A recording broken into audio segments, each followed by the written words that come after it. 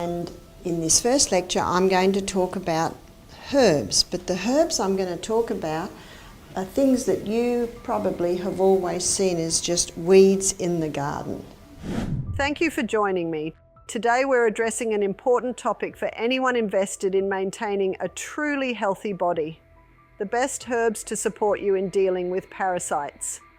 Parasites can sneak their way into our systems from contaminated water, undercooked food, or even just from everyday environments. But nature has gifted us with powerful herbal allies that cleanse and restore balance in the body. Today, I'll introduce you to some herbs, many of which you may already have growing in your garden, that can support the body's natural defenses against common parasites like pinworms, roundworms, and giardia. And an important part of knowing about your weeds in the garden or your herbs is being able to identify them. But not only that, to know what you do with them, how you can use them, and why they would help you, and in what area they would help you. Parasites, organisms that thrive by drawing nutrients from their hosts, can range from microscopic protozoa to larger worms. These unwelcome guests disrupt our bodies, often causing symptoms like fatigue, digestive discomfort, nutrient deficiencies, and compromised immunity. But with the help of common garden herbs, we have potent natural tools to help fortify our defenses and rid the body of these invaders. What's remarkable about these herbs is their range of bioactive compounds that work synergistically to challenge parasites. Some create an inhospitable environment, making it difficult for parasites to survive or reproduce, while others break down their protective outer layers, disabling them entirely. Certain herbs also support the body's detoxification pathways, helping to eliminate parasites effectively. By combining different herbs, you can bring complementary actions to your cleansing routine, maximizing their potency. And I found this wonderful specimen this morning, stinging nettle. Did you know that in the little cottage gardens when people first settled when Australia was first settled, the English colonies, and they had gardens, they always had a bed of stinging nettle. And stinging nettle can be used for, in a stew, you can use it like spinach, and we want rubber gloves on it, really thick rubber gloves. And you cut it up and you put it in your stew. And as soon as it cooks, it limps. And when it limps, of course, you've got no more of the prickly things, and also it annuls, so to speak, the stinging of it. But if you are weeding in the garden and the nettle does touch you, there is a remedy, and it is dock. And dock is the remedy for if you get touched by stinging nettle. And often you will find them growing together, which that was very nice of God to do, is to grow them together. And if you do touch the stinging nettle, and it certainly stings, I think one of the worst one I had one day, I was in my garden and there was a celery plant gone to seed. And I knew that it was going to take a lot of strength for me to pull this out. I'd already loosened it with a fork, so I grabbed it hard, knowing I'd have to pull it hard, and guess what was growing right next to it? Was stinging nettle. So it wasn't just a brush or a touch, it was a grab. Oh, that was a mighty sting, and it was all inside here, and it kills. You know, the stinging nettle is the same as in the ants that sting. It's actually the same chemical. And I'm looking around and I saw it and I grabbed it, and you just chew, spit out, because it's the juice of the dock. So I grabbed the dock and I chewed it and spit it out, and then I held my hand. Oh, it's incredible the relief that it gives. And if you really want to know the leaf, you can come up and touch it, and then we'll quickly get the dock. But there's only a little bit of dock. But the juice in the dock will bring relief and negate the sting from the stinging nettle. So why would you use stinging nettle? Stinging nettle's roots go deeper than any other root. And because the roots go so deep, they are able to access minerals way down deep in the earth. The top plants can't actually access the minerals that the roots get if they're way down deep. These herbs work in powerful ways, containing compounds that create an unwelcoming environment for parasites, disrupt their growth, and help flush them from the body. Some herbs strengthen detox pathways, supporting the liver, kidneys, and bowels to ensure parasites and their waste are thoroughly eliminated.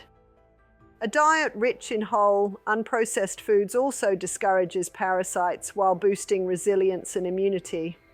For best results, using these herbs regularly helps maintain a clean internal environment and fosters a balanced gut microbiome. Clean habits, washing produce, avoiding untreated water, and drinking plenty of fluids are also essential in preventing re-exposure. Parasites can go through multiple life stages, and these herbs often target each stage, reducing the chance of reinfestation. Many work by shifting gut pH levels or stimulating bile flow, which keeps the digestive tract unfriendly to parasites. Supporting liver function and lymphatic flow helps clear any residual toxins and prevents burdening the immune system. Roundworms and pinworms, for instance, are common parasites that can cause digestive discomfort, itching, or nutrient loss. Herbs with immune-boosting effects can help your body recognize and address these intruders effectively. Aloe vera. I'm sure everyone's familiar with aloe vera. Every home should have a pot of aloe vera. And I know that aloe vera doesn't like frost, and I think you have frosts here, but you can grow it in a pot. We have frost at our place. And what you've got to do is, you know, an aloe vera plant will give off little pups. You've got to plant a little pup there, and you've got to plant a little pup there, and a little pup around there, and you've got to find out where it's happy. And when you find a place that it is happy, then you grow a whole crop of it. Now, why would you grow aloe vera? Aloe vera has a growth stimulant in it. So aloe vera stimulates rapid new cells. So that's good news, isn't it? And aloe vera is a little bit slimy. We know it's a little bit slimy. So it's very good at coating, soothing, and healing the lining of the gut. So great if you've got sore throat, great if you've got stomach ulcer, fantastic for irritable bowel, Crohn's disease. The inside of your gastrointestinal tract is like the inside of your mouth. It's sort of a bit slimy, and aloe vera is like that. Beyond soothing the skin, aloe vera benefits the digestive system and helps manage parasites. Its purgative properties can sweep out intestinal parasites like threadworms and roundworms. Aloe's antimicrobial nature also tackles bacteria and yeast overgrowth, often accompanying parasites. Blending aloe gel into a smoothie or drinking it with water aids in bowel movements, crucial for flushing parasites, and creates a harsher environment for them. And that is dandelion. Now, I was able to get quite a few different specimens of dandelion, and the way to identify dandelion is the line has sharp teeth, and so on the edge of the dandelion there's very sharp edges. Now those edges don't look very sharp. I found this one right underneath a bush, and look at this leaf here, it hardly even looks like a dandelion leaf, but if you look closely you can see those little edges. But I was able to find it's got a bit of dirt in it. This one was near the front door, and can you see the leaves are very sharp there? And you would wonder if that and that was the same plant, wouldn't you? But you see, grown in different areas, this was more sun exposed and weather exposed, whereas this one was more underneath the bushes. So the identifying factors with the dandelion are these sharp corners. I think dandelion is the king of the herbs in the garden, because dandelion is a bitter herb. If you were to bite it and eat it, it's very, very bitter. And you've heard the old saying, sweet to the mouth, bitter to the stomach. Sweet to the mouth, bitter to the stomach. Think of that with sugar. Sugar is sweet to the mouth but very bitter to the stomach. Whereas your bitter herbs like dandelion, they're bitter to the mouth but very sweet to the stomach, because it's the bitter herbs that stimulate the liver to release its digestive enzymes. And also the bitterness causes the stomach to release its digestive enzymes too. Dandelion is the liver herb. Your liver is a recoverable organ. It's the only organ in the body that has the ability to regrow or recover. That's why they can do a liver transplant on just a little bit of liver, and the liver will regrow. And I'm so glad that God made the liver a recoverable organ, because some of the things that people are doing to their body, in ignorance, mostly granted, if we didn't have a recoverable organ, some of us wouldn't even live past our 20s. But God, in His great wisdom and mercy, made the liver to be a recoverable organ. And these herbs help stimulate the liver to regrow and to recover. Cancer cannot get a hold on the body if the liver's working in optimum performance. This weed is a powerful liver tonic. By promoting bile flow, it aids in flushing parasites from the liver, discouraging them from establishing in the bile ducts. Dandelion's mild diuretic effects support kidney function, helping excrete toxins and parasite waste. Enjoying dandelion tea or adding its greens to salads bolsters liver health, making your body less appealing to parasites. Known for liver support, milk thistle's silymarin compound has antioxidant effects, protecting liver cells from toxins released by parasites. By supporting liver regeneration, milk thistle is invaluable during a cleanse, ensuring toxins are processed efficiently and reducing symptoms like fatigue or digestive discomfort. With its potent antimicrobial properties, clove's eugenol compound is effective against parasites and fungi, even penetrating parasite eggs, something few other herbs can do. Its antioxidant properties also reduce inflammation and bolster immunity.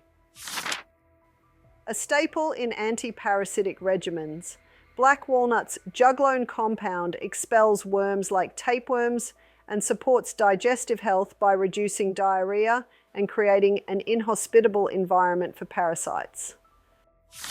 With strong anti-parasitic compounds like carvacrol and thymol, oregano targets intestinal parasites by disrupting cell membranes.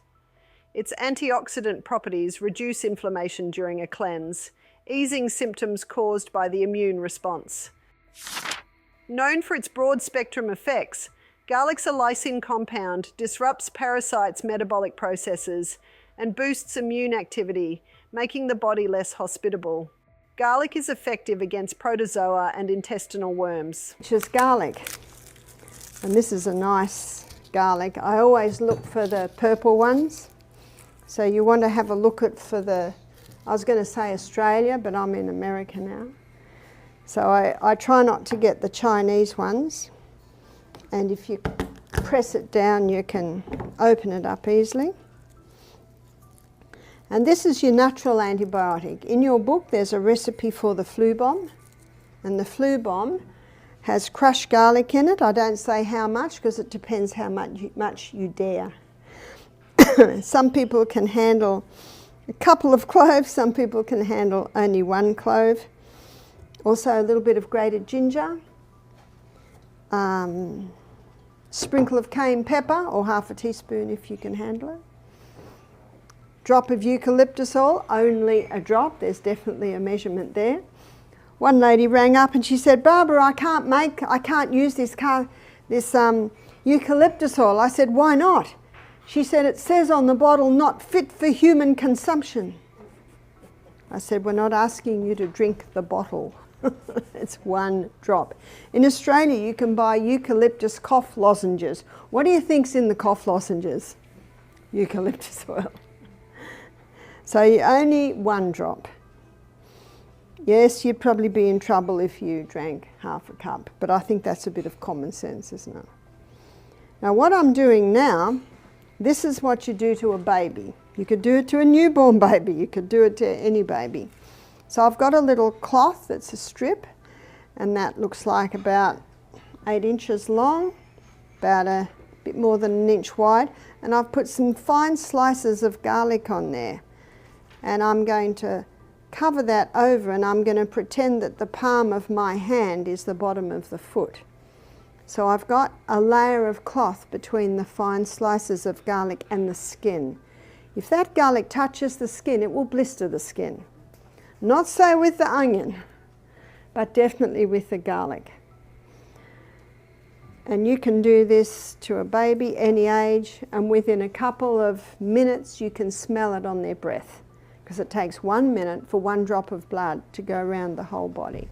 So this is a great way to get garlic into a baby if they've got a little bit of a chesty cough, or if they've got a head cold, a bit snuffly, then you can put the garlic on their feet. I used to put it on my son James.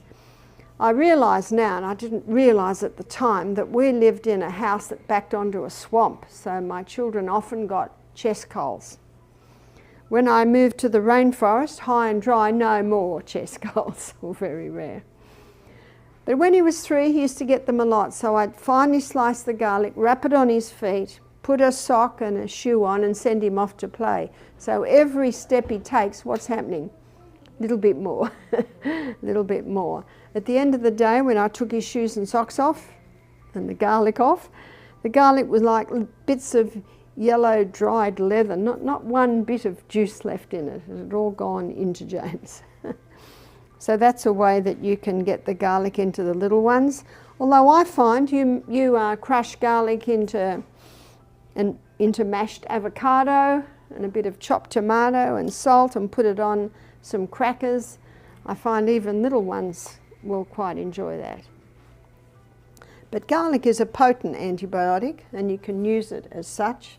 If you want to use it as an antibiotic, you would probably need probably at least 3 of those medium-sized cloves a day. And you could have it in the flu bomb, or you could crush it into a bowl of hot soup, or you could put it on a slice of sourdough toast and put avocado on top.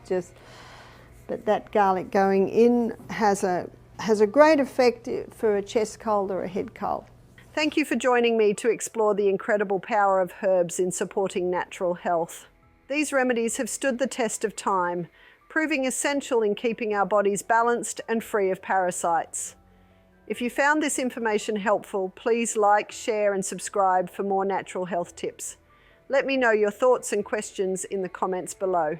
Until next time, stay well.